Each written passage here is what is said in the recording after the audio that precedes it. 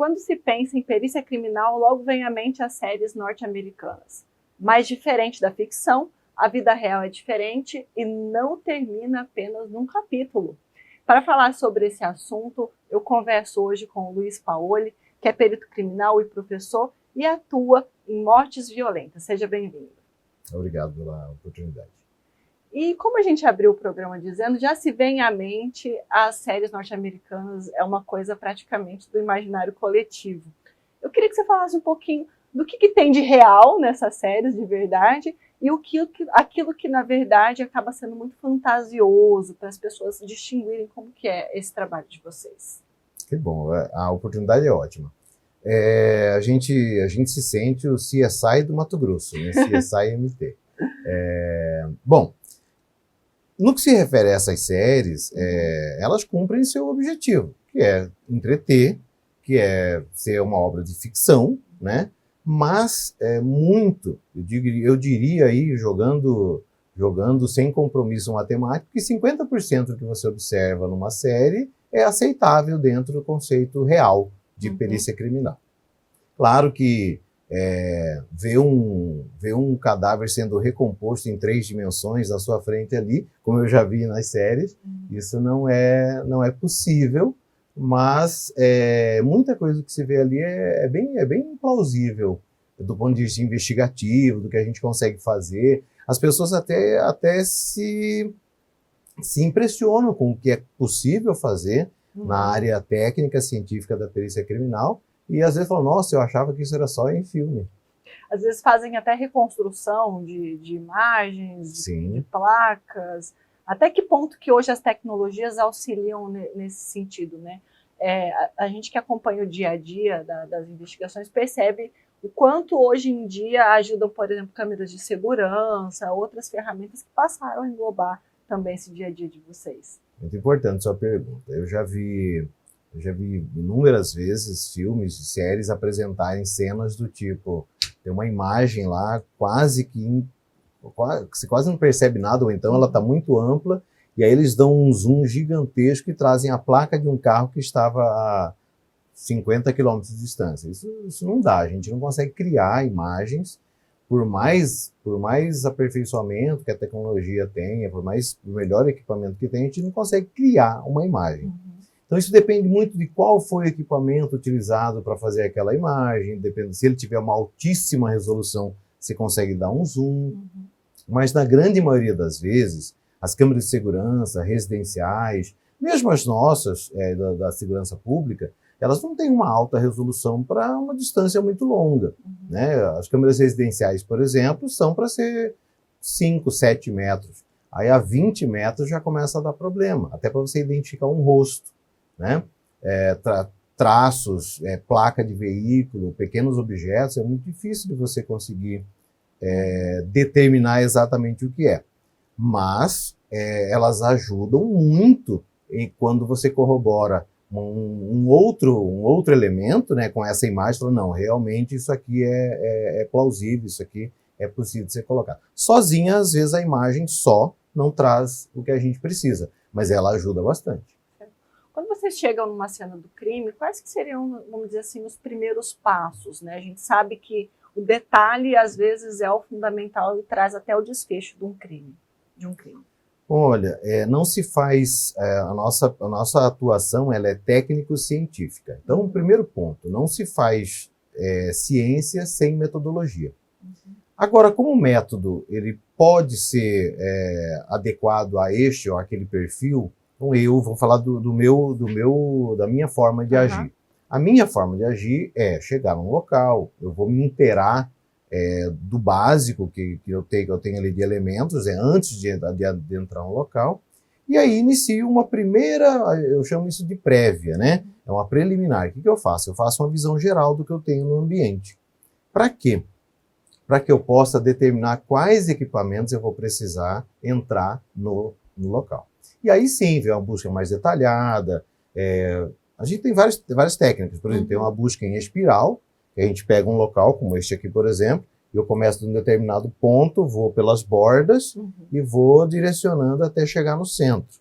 O centro, no meu caso, normalmente é um cadáver, né? É o foco central da perícia, mas tudo que está em torno, tudo que está no ambiente é importante. Paulo, é normal não, mas é comum a gente ouvir que quem cometeu o crime alterou a cena, lavou, limpou, trocou o corpo de lugar, carregou para outro lugar. Como que vocês lidam com esses momentos aí para poder achar esses vestígios e reconstruir, tentar reconstruir, né, o que aconteceu ali? Muito boa a sua pergunta também. Muita gente acha, primeiro, aquela máxima de que não existe crime perfeito, isso é real, não existe crime perfeito. Então, por mais que a pessoa tente ocultar, nós temos, não vou dizer quais, mas nós temos técnicas para perceber, movimentações, até quando o SAMU atua numa cena de crime, a gente sabe que foi o SAMU que atuou ali.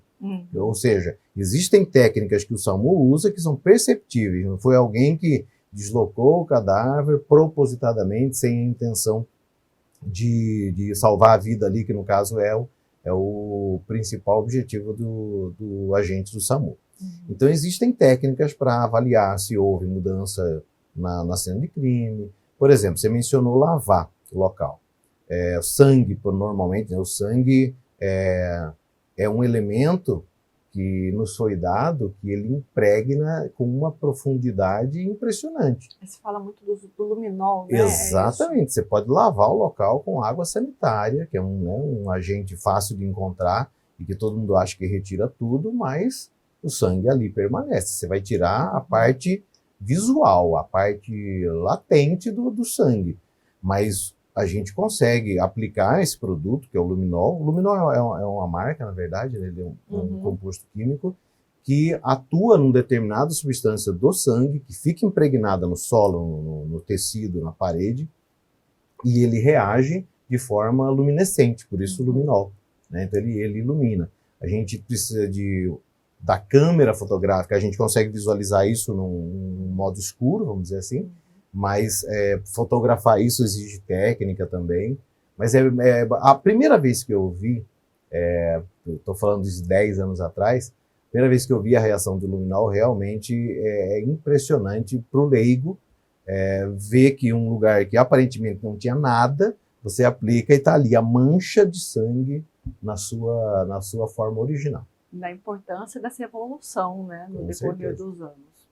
Tem um outro bordão que se fala muito, vai até ficar repetitivo, que o corpo fala, o corpo do cadáver fala.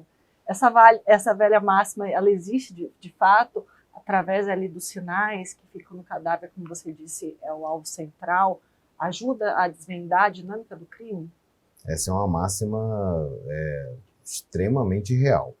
Quando a gente, do mesmo modo que eu posso dizer que o corpo fala, posso dizer que o perito é a última voz da vítima.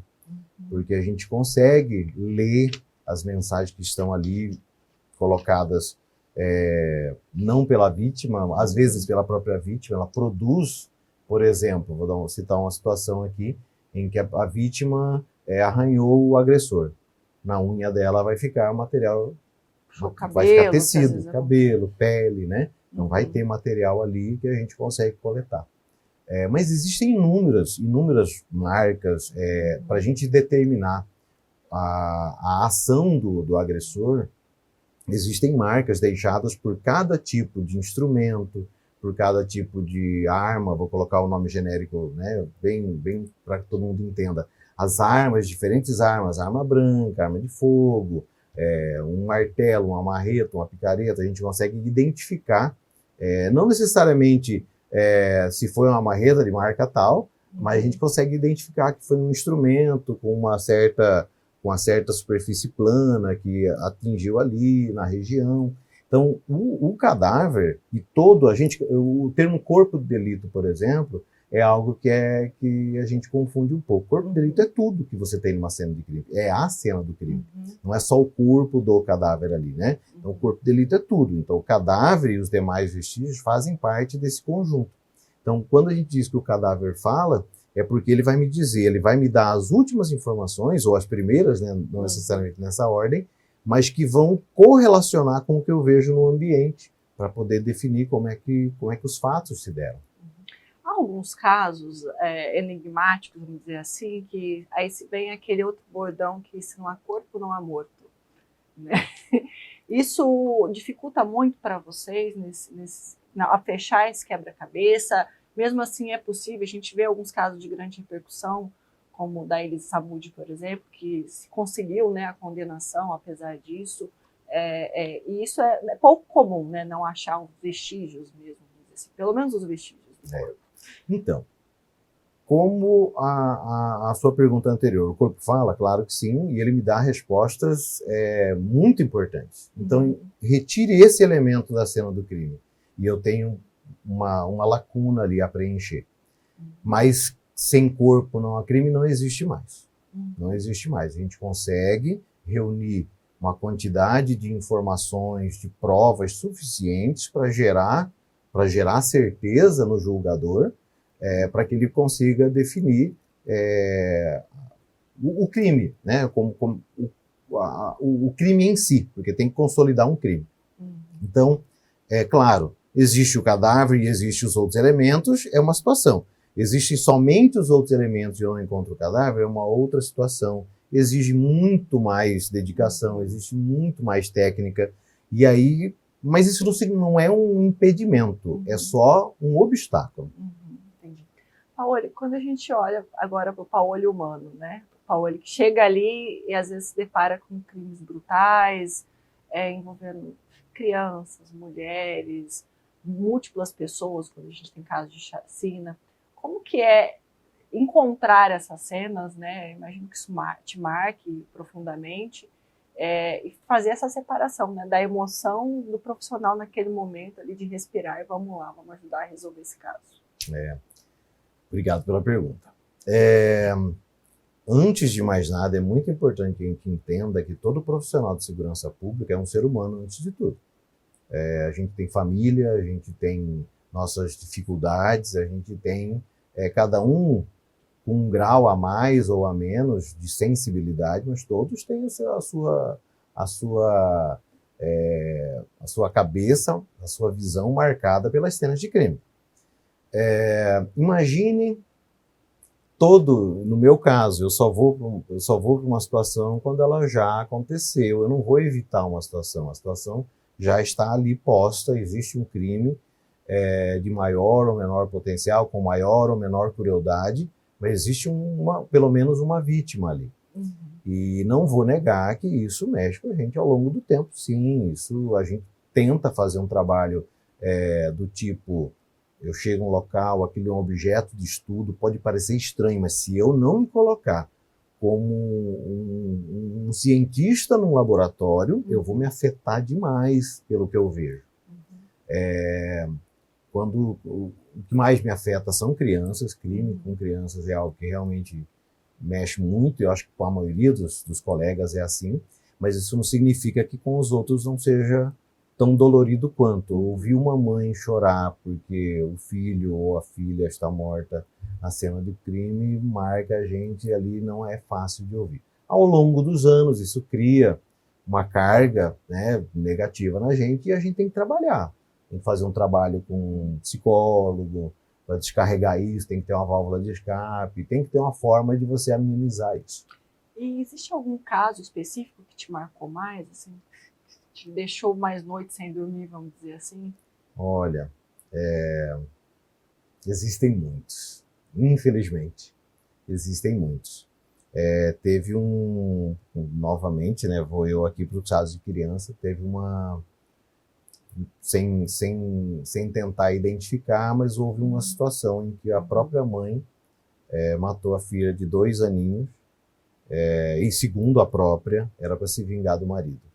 Então esse contexto, só de você saber que era uma criança que foi esganada pela própria mãe, no meio do mato, próximo da própria casa, aquela cena me chocou muito. Fazer a perícia num bebezinho de 2 aninhos foi pesado. Quando você descobre o contexto por trás disso, então, isso ganha uma carga muito pior.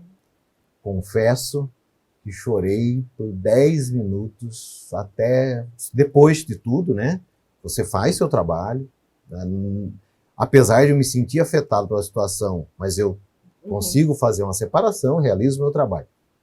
Quando eu cheguei na viatura, o colega já sabia, o colega que estava me acompanhando, já percebeu, falou assim, deixa que eu vou dirigir porque você não está bem. E aí foram 10 minutos ali para botar para fora aquela angústia de ser humano, né?